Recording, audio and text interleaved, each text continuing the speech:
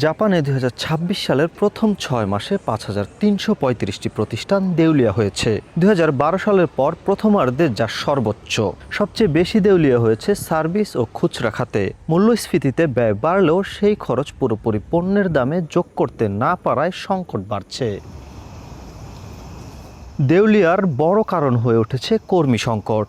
বছরের প্রথম ৬ মাসে কর্মী না পেয়ে দেউলিয়া হয়েছে ২২৭টি প্রতিষ্ঠান, যা গত বছরের তুলনায় ১২.৪% বেশি। এসব প্রতিষ্ঠানের ৭৭.৫%ই কর্মী ছিল ১০ জনের কম। ফলে অল্প কয়েকজন কর্মী হারালেই ছোট ব্যবসায় স্বাভাবিক কার্যক্রম ব্যাহত হচ্ছে।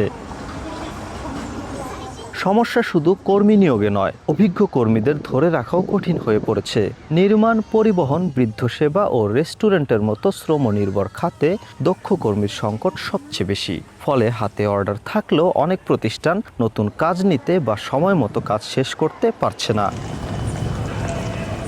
এর সঙ্গে বাড়ছে জ্বালানি, কাঁচামাল ও মজুরি ব্যয়। কর্মী ধরে রাখতে বেতন বাড়াতে হচ্ছে, আবার পণ্যের দাম বাড়ালে ক্রেতা হারানোর আশঙ্কা। ফলে কমছে ব্যবসায় মুনাফা। কর্মক্ষম মানুষের সংখ্যা আরও কমে গেলে জাপানের ছোট ও মাঝারি ব্যবসায় এই সংকট ভবিষ্যতে আরও তীব্র হতে পারে।